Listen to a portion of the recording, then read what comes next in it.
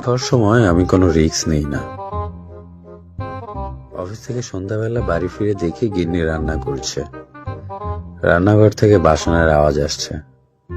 আমি চুপি চুপি ঘরে ঢুকে পড়লাম। কালো রঙের আলমারি থেকে বোতল বার করলাম। নেতাজি ফটো ফ্রেম থেকে আমাকে দেখছেন, কিন্তু এখন পর্যন্ত কেউ কিচ্ছুটি টের পায়নি, কারণ আমি কোনো রিস্ক নেই না। সিঙ্কের উপরের তাক থেকে গ্লাস বার করলাম আর টপ করে এক প্যাক গিলে ফেললাম। গ্লাস ধুয়ে ফের তা তাকের উপরে রেখে দিলাম। বোতলটাও আলমারিতে রেখে দিলাম।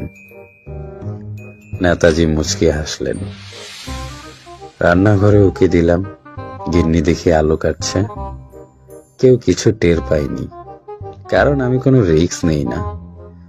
গিন্নিকে জিজ্ঞেস করলাম, সমীরের মেয়ের বিয়ে কিছু হলো?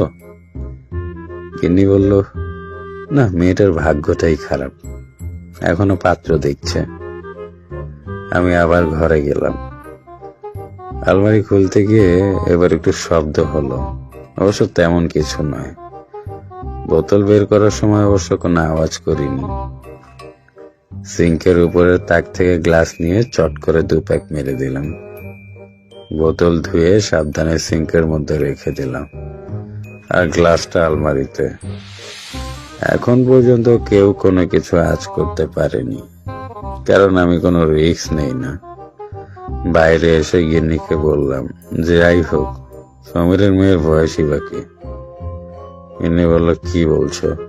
30 বছর বয়স হলো, দেখতে আরো বুড়োটে লাগে।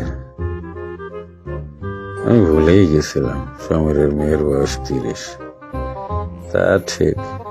সুজে গুজে ফের আলমারি থেকে আলু বের করলাম। আলমারিটা আবার জায়গা বদলে ফেললো কি করে রে বাবা। তাক থেকে বোতল বার করে সিঙ্কের সঙ্গে মিশিয়ে চট করে আরেক প্যাক পেটে চালান করলাম। নেতাজি দেখি জোরে জোরে হাসছেন। তাক আলোতে রেখে নেতাজির ছবি খুব ভালো করে ধুয়ে আলমারিতে রেখে দিলাম। ইনি কি করছে দেখি।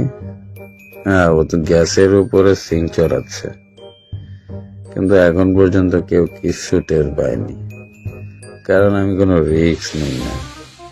আমি গিন্নিকে বললাম, তুমি জমিরকে বুড়ো বললে?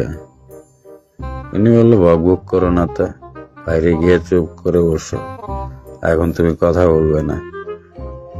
আমি আলু থেকে ফের বোতল বের করে মজাসে আলমারিতে আরো 1 প্যাক গিললাম। সিংটা ধুয়ে ওটাকে তাকের উপরে রেখে দিলাম। ফটো ফ্রেম থেকে গিন্নি এখনো হেসেই চলছে, আর নেতাজি রান্না করছে, কিন্তু এখনো কেউ কিছু টের পায়নি, কারণ আমি কোনো রিস্ক নেই না। গিন্নিকে হাসতে হাসতে বললাম, তাহলে সমীর পাত্রী দেখছে? গিন্নি বলল, শোনো, তুমি মুখে জলের ঝাপটা দিয়ে কোথাও চুপ করে বসো তো। আমি রান্নাঘরে গিয়ে চুপচাপ তাকের উপরে বসলাম, কিন্তু এখন অব্দি সমীর কিছু টের পায়নি, কারণ নেতাজি কোনো রিস্ক নেন না। সমীর এখনো রান্না করছে, আর আমি ফটো ফ্রেম থেকে গিন্নিকে দেখে এখনো হেসেই চলছে, কারণ আমি কখনো নেই না। কি যেন নেই না? ও হ্যাঁ, আলু নেই না।